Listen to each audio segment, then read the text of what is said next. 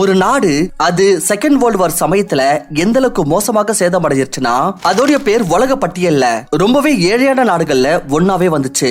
சமயம் எப்படி ஆயிடுச்சுன்னா அங்க இருக்கிற மக்கள் பசியால சாக ஆரம்பிச்சுட்டாங்க. இது இல்லாம அப்படி இன்னைக்கு டைம் பத்தி சொல்லணும்னாலும் இங்க தினந்தோறும் சுனாமி பூகம்பம் ஏற்பட்டுக்கினே இருக்கு.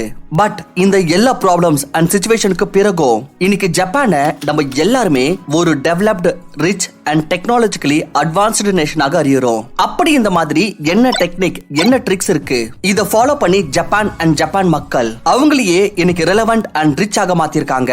தெரிஞ்சுக்க என் கூடவே தொடர்ந்து இருங்க ஃப்ரெண்ட்ஸ் இந்த வீடியோவோட எண்ட் வரைக்கும். அண்ட் அப்படி நீங்க இந்த சேனலுக்கு புதுசுனா அப்ப இந்த சேனலுக்கு சப்ஸ்கிரைப் பண்ண மறந்துடாதீங்க.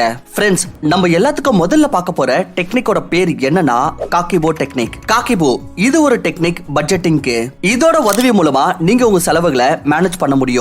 என்ன சொல்லப்படுதுன்னா அப்படி ஒரு நபர் காக்கிபோவோட முழு ப்ராசஸையும் ரொம்பவே ஹானஸ்ட்லி அண்ட் ரிலிஜியஸ்லி ஃபாலோ பண்ணா அப்ப அவர் ஒவ்வொரு மாசமும் அவருடைய மந்த்லி எக்ஸ்பென்சஸ் 35% வரைக்கும் கம்மி பண்ணலாம். காக்கிபோ ஜாப்பனீஸ் லாங்குவேஜ்ல இந்த வேர்டுக்கு மீனிங் என்னன்னா ஹவுஸ் ஹோல்ட் ஃபைனான்சியல் லெஜர். இந்த டெக்னிக்கோட இன்வென்ஷன் 1904ல ஜப்பானோட முதல் ஃபீமேல் ஜர்னலிஸ்ட் ஹானி மோட்டோகோ உருவாக்குனாங்க.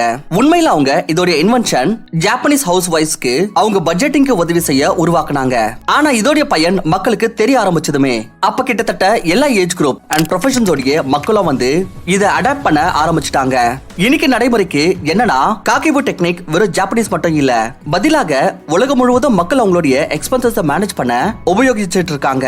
காக்கிபோ மெத்தடுக்கு அண்டர் நீங்க உங்களுடைய செலவுகளை 4 கேட்டகரிஸாக பிரிச்சுக்கணும். எல்லாத்துக்கும் முதல் கேட்டகரி நீட்ஸ். உங்களுடைய அடிப்படையான எக்ஸ்பென்சஸ் இதன் மீது செலவு பண்ணாம உங்களால உயிர் வாழவே முடியாது. லைக் சாப்பாடு, தண்ணி, ஹவுஸ் ரெண்ட், ட்ரீட்மெண்ட் எக்ஸெட்ரா. ரெண்டாவது கேட்டகரி வாண்ட்ஸ். இந்த கேட்டகரியில நம்ம அந்த எக்ஸ்பென்சஸ் எல்லாம் நோட் டவுன் பண்ணிக்குவோம். இதெல்லாம் நம்ம எதுக்காக வாங்க விரும்புவோம்னா ஏன்னா இது நம்மளுடைய லைஃபை லக்ஸூரியஸ் அண்ட் என்ஜாயபிளாக மாத்துது. உண்மையில இந்த விஷயங்கள் இல்லாமலும் நம்ம வாழ்க்கை நடக்கும். ஆனா இதை வாங்கறதுக்கான நமக்கு ஆசை இருக்கும். இப்ப வருது கேட்டகரி நம்பர் 3 என்னன்னா கல்ச்சர். இது என்ன மாதிரியான எக்ஸ்பென்சஸ்னா இது நீங்க உங்களே இன்னும் கல்ச்சரல் அண்ட் சிவிலைஸ்டாக மாத்திக்க செய்றீங்க.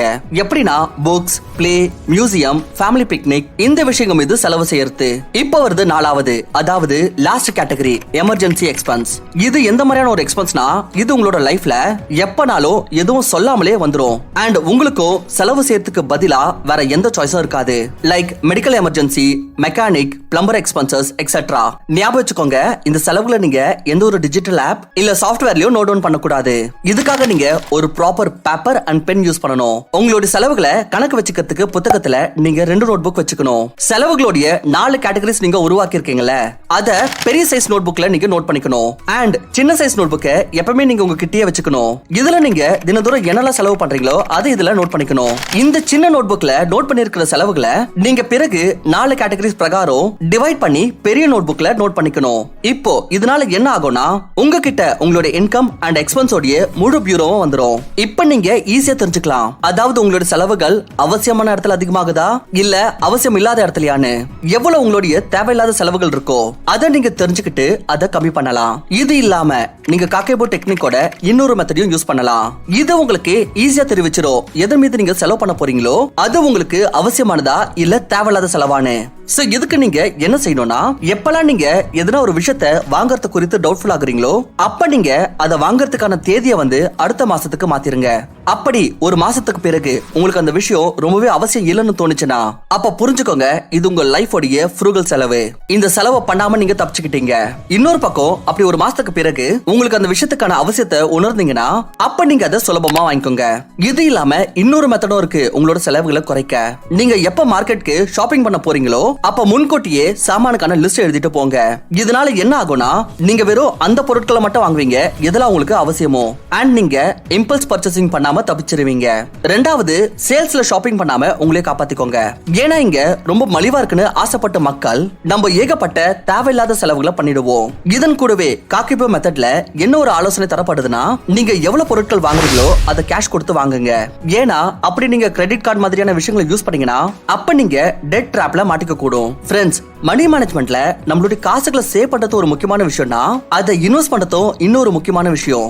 பிகாஸ் இன்வெஸ்டிங் செஞ்சா தான் நம்மளுடைய வாழ்க்கையில நம்மளால ஃபைனான்சியல் ஃப்ரீடம் அடைய முடியும். சோ இதுக்காகவே ஸ்டாக்ஸ்ல இன்வெஸ்ட் பண்றதுக்கு உங்களுக்கு ஒரு இன்வெஸ்ட்மெண்ட் அக்கௌண்ட் ஓபன் பண்ணனும்னா அப்ப நீங்க எம் ஸ்டாக் பை மீரா அசெட்ல அக்கௌண்ட் ஓபன் பண்ணலாம். பிகாஸ் இங்க இந்தியாலே ஃபர்ஸ்ட் டைம் ஒரு இன்ட்ரெஸ்டிங்கான பிரைசிங் வந்து லான்ச் பண்ணிருக்காங்க. இங்க நீங்க ஒன் டைம் 999 ரூபீஸ் பே பண்ணீங்கன்னா உங்களுக்கு ஜீரோ brokerage ஃபார் லைஃப் டைம்க்கு கிடைக்கும். அண்ட் அப்படி நீங்க உங்க டிமேட் அக்கௌண்டோட மெயின்டெனன்ஸ் ஃபீயும் வந்து ஃப்ரீ ஆக்கணும்னு விரும்புனீங்கன்னா அப்ப நீங்க இன்னும் 999 ரூபீஸ்க்கான ஃபீ பே பண்ணலாம். இதனால உங்களுக்கு லைஃப் டைம்க்கும் ஆனுவல் மெயின்டெனன்ஸ் சார்ஜ் பாத்தீங்கன்னா ஃப்ரீ ஆயிடும். அதாவது பாத்தீங்கன்னா இன்வெஸ்டிங் அண்ட் ட்ரேடிங் செய்யறப்போ ஷேர் மார்க்கெட்ல mutual fund, delivery, intraday, currency, F&O எல்லாத்துக்குமே பாத்தீங்கன்னா ஜீரோ brokerage தான், that too for life time. M stock உடன் உங்களுக்கு one of the lowest interest rate, அதாவது வெறும் 6.99% இருந்து MTF கிடைக்குது. அண்ட் எம் ஸ்டாக்ல 40 crore plus trade and 8.5 lakhs விட அதிகமான யூசர்ஸ் இவங்களுடைய ரிலையபிலிட்டியை தெரிவிக்குது. சோ இந்த பிளாட்ஃபார்ம் மூலமா as a beginner investor ரொம்ப சுலபமாவே உங்களோட இன்வெஸ்டிங் ஜர்னி ஆரம்பிக்கலாம். ஏன்னா இந்த இடத்துல நல்ல இன்டர்ஃபேஸ் கிடைக்கும். Like one click order execution, one click order placement and voice search மூலமா உங்களோட ஃபேவரட் ஸ்டாக்கை சர்ச் பண்றதுக்கான ஆப்ஷனும் கிடைக்குது. டிஸ்கிரிப்ஷன்ல லிங்க் கொடுத்திருக்கேன். கிளிக் பண்ணி மொபைல் நம்பரை டைப் பண்ணுங்க. கூடவே ஆதார் கார்டு அண்ட் பான் கார்டையும் ஹேண்டியா வச்சுக்கோங்க. 5 மினிட்ஸ்லயே உங்களோட டிமேட் அக்கௌண்ட்டை ஓபன் பண்ணிடலாம். இப்போ ஜாப்பனீஸ் டெக்னிக் நம்பர் 2க்கு வரலாம். அதோட பேர் வந்து அரிகாட்டோ மணி. ஃப்ரெண்ட்ஸ், ஜாப்பனீஸ் பாஷையில அரிகாட்டோ வேர்டோட மீனிங் என்னன்னா தேங்க்யூ, நன்றி. இது வந்து ஒரு விதமான பிலாசபி. இது நமக்கு என்ன தெரிவிக்குதுன்னா உங்ககிட்ட என்ன இருக்குதோ அத குறித்து நன்றியாக, அதாவது தேங்க்ஃபுல்லா இருக்கணும். எப்படி நம்மளுடைய வாழ்க்கையில மக்களுக்கோ நடக்கிற அனுபவத்துக்கோ நன்றியுடன் இருக்கிறோமோ அதே போலயே நம்மளுடைய ஃபைனான்சியல் சோர்சஸ்க்கோ தேங்க்ஃபுல்லாக இருக்க வேண்டியது ரொம்பவே அவசியம். இந்த முழு உலகத்திலேயே ஜாப்பனீஸ் மட்டும் தான் என்ன பண்ணையான ஒரு மக்கள்னா இவங்க எந்த அளவுக்கான மரியாதையோ மதிப்போ அவங்களுடைய பெரியவங்களுக்கு கொடுக்கறாங்களோ அதே அளவுக்கான ரெஸ்பெக்ட் அவங்களுடைய டெய்லி யூசஸ்க்கு வர்ற பொருட்கள் கூடவே அந்த எல்லா விஷயத்துக்கும் கொடுக்கறாங்க. எது அவங்களோட வாழ்க்கையை சுலபமாக்குதோ. ஹாப்பி மணியோட ஆத்தர் கென் ஹோண்டா சொல்றாரு, எப்படி நம்மளுடைய சாப்பாடுக்காக தேங்க்ஃபுல் அண்ட் மேல இருக்கவருக்கு நன்றி செலுத்துறோமோ அதே போலயே நம்ம மூலமாக சம்பாதிக்கப்பட்ட, செலவு செய்யப்பட்ட, சேமிச்சு வைக்கப்பட்ட, இன்வெஸ்ட் பண்ணப்பட்ட, எந்த அளவுக்குனா நம்ம மூலமாக டொனேட் செய்யப்பட்ட ஒவ்வொரு பைசாவுக்கும் அரிகாட்டோ தேங்க்ஃபுல்லா இருக்கணுமா. இதனால என்ன ஆகுனா நீங்களும் சந்தோஷமா இருப்பீங்க அண்ட் உங்களுடைய காசும் உங்களுக்கோ உங்களுடைய காசுக்கோ ஒரு ஹாப்பினஸ்க்கான ரிலேஷன்ஷிப் உருவாயிடும். அண்ட் அது திரும்ப திரும்ப உங்களோட நோக்கி அட்ராக்ட் ஆகி உங்களோட லைஃப்ல எதனா ஒரு வழி மூலமா எப்படியாச்சும் வந்துரும். கின் சொல்றாரு, ஒரு வாட்டி அவர் ஜப்பான்ல ஒரு இடத்துக்கு பார்ட்டிக்கு போயிருந்தாரா.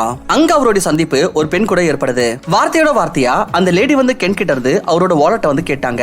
முதல்ல கென் வந்து கொஞ்சம் ஆச்சரியமானாரு. அட என்னடா சூழ்நிலை இதுன்னு. வேற இன்னொருத்தருடைய வாலெட் யாரா இப்படி கேட்பாங்களா என்ன, அதுவும் இவ்வளவு மக்களுக்கு எதிர்க்க. ஆனா பிறகு அவர் மனசுல இருக்கிற வார்த்தைகளை பூட்டின விதமா அவருடைய வாலெட்டை அந்த லேடி கிட்ட கொடுத்துறாரு. அந்த லேடி கென்னோட வாலெட்டை திறந்து பார்த்ததுமே அவங்களோட முகத்துல ஸ்மைல் வந்துச்சு. அண்ட் அவங்க உடனே கென்னோட வாலெட்டை திரும்ப கொடுத்துட்டாங்க. கென் இந்த எல்லா ப்ராசஸையும் ஆச்சரியமா பார்த்துட்டு இருக்காரு. சில நேரம் அவர் அமைதியா இருந்தாரு. ஆனா அவரால் தடுக்க முடியல. சோ அந்த லேடி கிட்ட கேட்டுறாரு, சரி எதுக்கு நீங்க என்னோட வாலெட்டை வாங்குனீங்க, நீங்க அதுக்குள்ள என்ன பார்க்க விரும்புனீங்க. கென்னோட வார்த்தையை கேட்டு அந்த லேடி சொன்னாங்க, நான் என்ன பார்க்க விரும்புனா எப்படி உங்களுடைய ரிலேஷன் ஹியூமன்ஸ் கூட இருக்குதோ வெல் அதே மாதிரியான ரிலேஷன்ஷிப் உங்களுக்கு காசு கூட இருக்குதா இல்லையான்னு.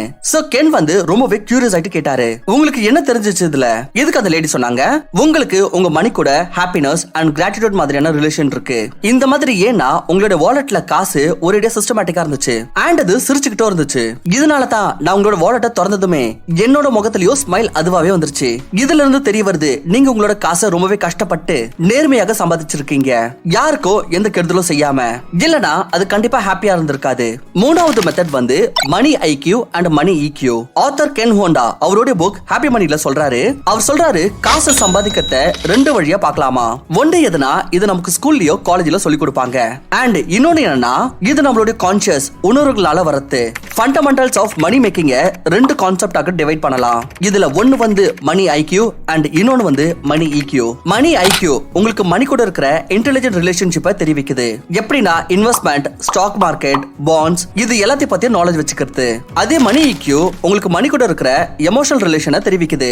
ஆத்தர் சொல்றாரு, அப்படி நீங்க உங்ககிட்ட இருக்கிற காசை குறித்து ரொம்ப சந்தோஷமா சாட்டிஸ்ஃபைடா உணர்ந்தீங்கன்னா அப்ப இது உங்களுடைய ஹை மணி ஈக்யூவை தெரிவிக்குது.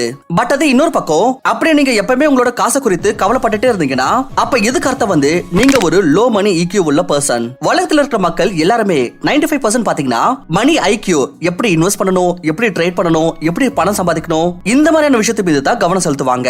பட் 5% விட ரொம்ப கம்மியான மக்கள் மட்டும் தான் மணியை குறித்து ஒரு ஹெல்த்தியான ரிலேஷன்ஷிப் வச்சிருப்பாங்க. உதாரணத்துக்கு நீங்க ஒரு கார்ல போகிறதா வச்சுக்கோங்க. அதுல ஒரு சைடுல இருக்கிற வீல் மட்டும் ரொம்ப பெருசா, அதே இன்னொரு சைடுல இருக்கிற வீல் வந்து சின்னதா இருந்துச்சுன்னா இது சரியா இருக்காது. இது ரெண்டுத்துக்கு இடையே பாத்தீங்கன்னா ஒரு பேலன்ஸ் இருக்கணும். சோ இதனாலேயே ஆத்தர் என்ன கருதுறாருன்னா, நீங்க எவ்வளவு தான் நல்லா படிச்ச ஒரு இன்டெலிஜென்டான பர்சனா இருந்தாலும் சரி, அப்படி நீங்க உங்களோட காசை குறித்து ரொம்பவே எமோஷனலா ஒவ்வொரு தருணமும் கவலைப்பட்டுக்கிட்டு ரொம்ப பயத்துல இருந்தீங்கன்னா, சோ இந்த தருணத்துல நீங்க எவ்வளவு தான் ரிச்சா இருந்தாலும் சரி, உங்களுடைய இந்த செல்வம் நீண்ட நாட்களுக்கு தொடராது. பிகாஸ் நீங்க உங்களுடைய இன்டெலிஜென்ஸை யூஸ் பண்ணி எவ்வளவு நாளா காசு சம்பாதிக்கலாம். உங்களோட எமோஷன் தான் பாத்தீங்கன்னா உங்க லைஃப் உடைய பேஸ்மெண்ட். அப்படி இது சரியில்லைன்னா உங்களோட முழு லைஃப் சாஞ்சிரும். ஆத்தர் கென் ஹோண்டா அவரோட லைஃப்ல 10,000 விட அதிகமான மில்லியனர்ஸ் வந்து சந்திச்சிருக்காரு அண்ட் அவங்கள இன்டர்வியூ பண்ணிருக்காரு. அவர் இவ்வளவு ஏகப்பட்ட ரிச்சான ஆட்களுடைய சைக்காலஜியை பார்த்துட்டு ஒரு விஷயம் வந்து நல்லா புரிய வந்துச்சு. அதிகமான மில்லியனர்ஸ் அண்ட் பில்லியனர்ஸ் அவங்களுடைய காசு கூட மணி ஐக்யூ மாதிரியான ரிலேஷன்ஷிப் தான் வச்சிருக்காங்க. இதனால தான் அவங்களோட காசை க்ரோ பண்றதுக்காக புது புது வழிகளை வந்து கண்டுபிடிக்கிறாங்க. பட் இதுலயும் யாருக்கெல்லாம் மணி ஈக்யூ வந்து ரொம்பவே கம்மியா இருக்குதோ அந்த நபர் அவங்களுடைய காசு வந்ததுமே அதை வச்சு லக்ஸரி அண்ட் ஷோ ஆஃப் பண்ற மாதிரியான பொருட்களை வாங்கிடுறாங்க. ஃப்ரெண்ட்ஸ், இப்ப லாஸ்ட் அண்ட் டெக்னிக் நம்பர் 4 வந்து மினிமலிசம். அதாவது இருக்கத்திலே ரொம்ப குறைஞ்சபட்ச ரிசோர்சஸ் வச்சு ஒரு நல்ல வாழ்க்கையை வாழணும். இந்த முழு உலகமும் ஒரு பக்கம் லக்ஸரி அண்ட் ஷோவுக்கு பின்னாடி பைத்தியமா இருக்காங்க. அதே ஜாப்பனீஸ் இன்னும் பாத்தீங்கன்னா simple living and high thinking மீது பிலீவ் பண்றாங்க. அவங்க market trends and show off கிட்ட இருந்து எப்பவுமே தள்ளியே இருப்பாங்க. அண்ட் அவங்க லைஃப் உடைய அதிகபட்சமான டைம் அவங்களோட வேலை மீது ஃபோக்கஸ் பண்ணுவாங்க. இப்ப சில பேர் யோசிப்பீங்க, அப்ப ஜாப்பனீஸ் மக்கள் கஞ்சத்தனமா இருக்காங்களான்னு. இல்ல, கண்டிப்பா இல்ல. அவங்க செலவு பண்ணுவாங்க, ஆனா அவசியமான விஷயத்து மீது தான். எதை வச்சு அவங்களோட வாழ்க்கை சுலபமா போகுமோ, இவங்க அவங்களுடைய அதிகமான காசை நீட்ஸ் மீது தான் செலவு பண்ணுவாங்க. எப்பவுமே வான்ஸ் மீது இல்ல. ஏன்னா வான்ஸ்ல எப்பவுமே எந்த மாதிரியான செலவுகள் வரும்னா எல்லாமே வீண் செலவு தான். உதாரணத்துக்கு உங்களோட வீட்ல வந்து ஒரு சின்ன கார் இருக்கு அண்ட் உங்களோட வீட்ல வெறும் 3 பேர் மட்டும் இருந்தீங்கன்னா அப்ப இந்த தருணத்துல SUV வாங்குறதுக்கான என்ன அவசியம் இருக்கு? பாத்தீங்கன்னா ஒண்ணு, இது உங்களுக்கு அவசியமே இல்ல. ரெண்டாவது, இது இல்லாம உங்களுடைய எந்த ஒரு வேலையும் தடையும் ஆகல. பட் ஆனாலும் நீங்க அதை வாங்கிட்டீங்க. இப்ப இதோட மைலேஜும் கம்மியா இருக்கும். அப்ப அதோட ஃபியூல் பாத்தீங்கன்னா அதிகமான காசு செலவாகும். ரெண்டாவது, இதோட மெயின்டெனன்ஸ் பாத்தீங்கன்னா 4 மடங்கு அதிகம். சோ ஆயிடுச்சுல தேவையில்லாத வீண் செலவு. இந்த காரணத்தினால தான் ஜாப்பனீஸ் மக்கள் மினிமலிசமா பிலீவ் பண்றாங்க. ஏன்னா இதனால அவங்களுடைய ஒரு பைசா கூட பாத்தீங்கன்னா தேவையில்லாத இடத்துல வீணாகாது அண்ட் அவங்க சுலபமா இதனால சேவிங்ஸ் அண்ட் இன்வெஸ்டிங்கும் பண்ணலாம். சோ ஃப்ரெண்ட்ஸ், இனிலிருந்து நீங்களும் இந்த ஜாப்பனீஸ் டெக்னிக்ஸை யூஸ் பண்ணுங்க அண்ட் உங்களோட லைஃபை பெட்டர் ஆக்குங்க. இந்த வீடியோ உங்களுக்கு ஹெல்ப்ஃபுல்லா இருந்துச்சுன்னு தோணுச்சுன்னா கண்டிப்பா நம்மளோட சேனலுக்கு சப்ஸ்கிரைப் பண்ணிட்டு இது உங்களோட ஃப்ரெண்ட்ஸ் அண்ட் ஃபேமிலி மெம்பர்ஸ் உடைய வாட்ஸ்அப் குரூப்ல கண்டிப்பா ஷேர் பண்ணுங்க. வீடியோ பிடிச்சிருந்துச்சுன்னா லைக் பண்ணுங்க, இல்லனா டிஸ்லைக் பண்ணுங்க. உங்களோட டைம் கொடுத்ததுக்காக நன்றி. Investments in securities markets are subject to market risks. Read all the related documents carefully before investing.